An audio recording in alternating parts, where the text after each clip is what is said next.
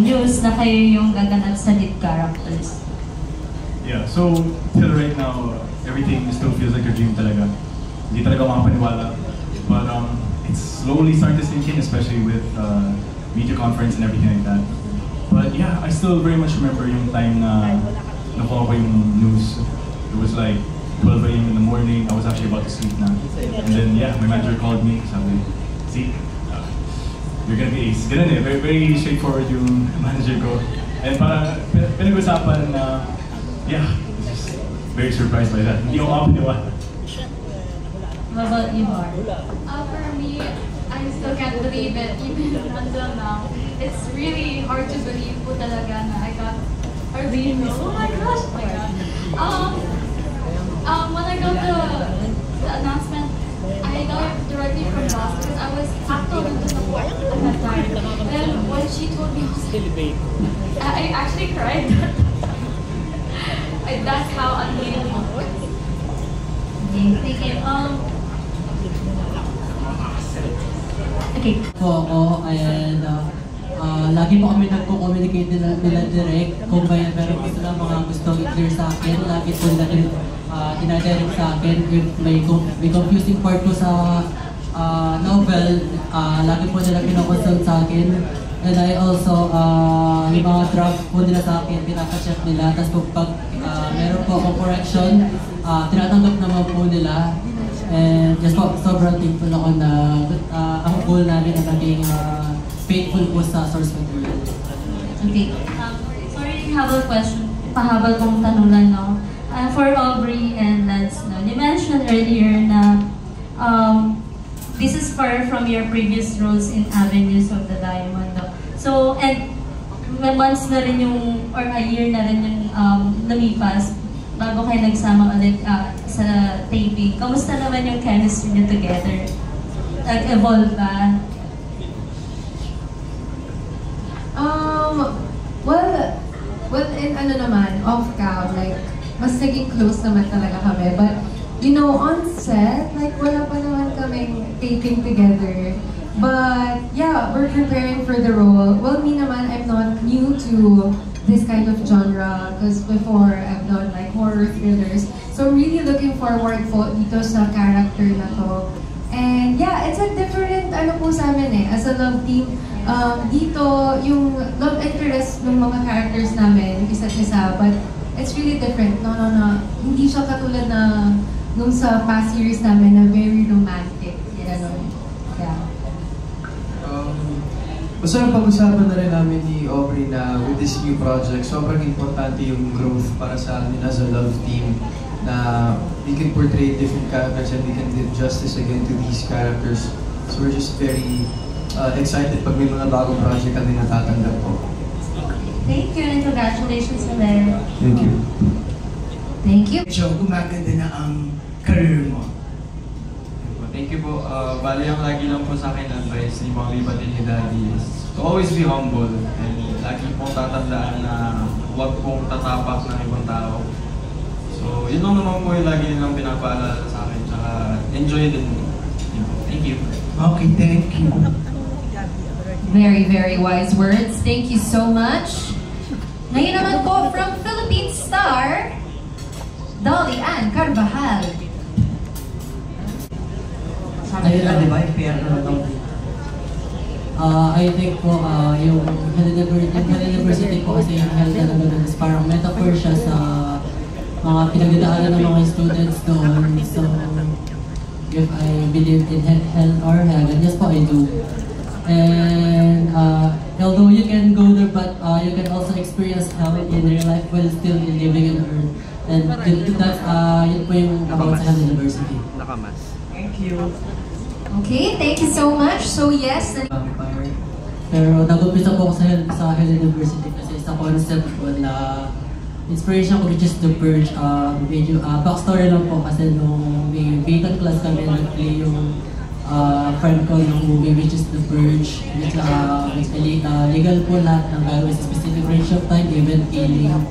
So after po na ipanoorin yun, parang nagkaroon po kami ng mga joke-joke ng mga friends ko na what if magkaroon ng The Purge sa school sa kami magtatago. So doon po nag-umpisa na kayo pinaka-concept ng university. Thanks. And my second question to the cast. Title lang please, anong paborito niyong teen horror movie? Ano ang paborito ninyong teen horror movie? Let's start with Jemima naman, coming this way naman. Just the title. Teen horror movie. Teen horror movie. I think this is very like old. I'm not that old, but I would say if you guys are familiar with Vampire Diaries. Of course. Yeah, Vampire Diaries. I would say. Yeah, Vampire Diaries. Hindi siya teen movie, pero yung Pima. I know everyone knows this one, right? My favorite is Scream, the Drew Barrymore one. For me po, it's It. Sorry, what's it? It. I po. Yeah. Yes po. For me, yung I Know What You Did Last Summer. Yes. Let's include direct na rin para fun. Direct Bobby and Kid. Ayun din, I Know What You Did Last Summer and Battle Royale. Okay. I Know What You Did Last Summer Part 2. Ano ba talagang part 2? Actually, mahilig po ako sa mga gusto, The Verge po. Same kami, The Verge. Ako po yung Insidious po. Insidious.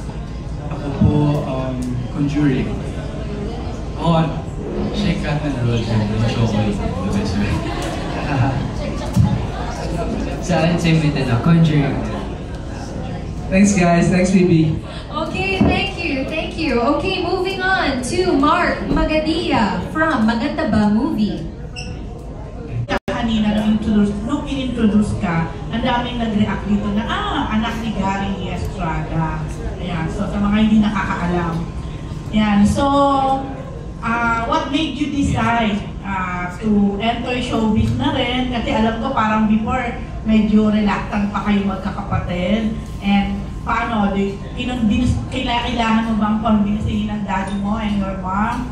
And katulad din ang tanong kay Andre kanina, ano yung mga advices nila sa'yo now that you are in showbiz na? I think yes, they did convince me to do this, but then it was also from my own free will naman.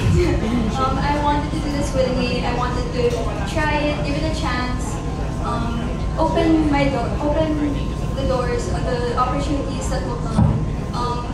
And I see it naman with them po. Acting is so precious to them and they treat it with such care. And they've always taught me that. That's the advice that they've given me, to be professional about it and to attack it with care also. To really give life to the characters that you do. Pansin din namin ay mukhang Inglesera ka talaga. Sabi ng mami mo noon, parang yun ang medyo weakness mo, magtagalog.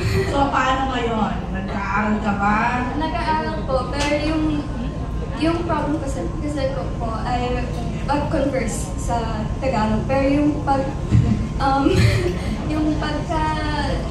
speak ko naman in camera, I'm working on it. Okay. Yun, ano yung role mo dito sa Hell University? Nia po. Yes, and anong character mo dito? She's a very sweet girl, more vulnerable side. I think that I see a lot of myself in her, so I don't think it would be that hard to portray her. But then, as well, there's a barrier because it's acting as well, knowing where the camera is. But then, I want to bring it. Okay, sige. Thank you and good luck. Thank you so much. Last question po kay Direk or sa writer also. Hindi ko lang siguro narinig or baka nabanggit na kanina. Ito po bang Hell University also talk about yung mga bullying, mga ganyan. Kaya ba siya nasabing hell when you are in a university?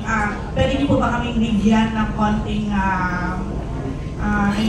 konting kwento about it? Lalo na hindi kasi kami masyadong nagbabasa pa ng Wattpad. I think popular siya sa Wattpad. Am I right? May mga ganong aspeto po no, may bullying, maraming bullying na nagaganap dito sa Hell University, lalo na towards our protagonists. And pinakatatak kung bakit Hell University siya ay dahil sa university nga na ito, ang nilikha ni Kip, no? Ay legal magpatayan sa certain hours of the day. Ayun po. May dadagdag ka ba? So, yun po, parang po sa Hell University talaga, parang dahil kaya mo po gawin lahat, kahit bullying, pwede ka pong gumante, walang babawal sa'yo dahil bullying. Ano ba? Somehow ba nangyayari ito in real life?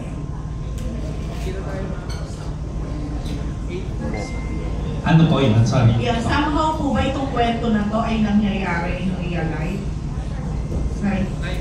Itong Hell University po ay katang-isip po na nilikhang world siya na what if may paaralan na ganito at ano ang ikutan niya. Siguro figuratively and siguro in some institutions na papabayaan nangyayari din po yan.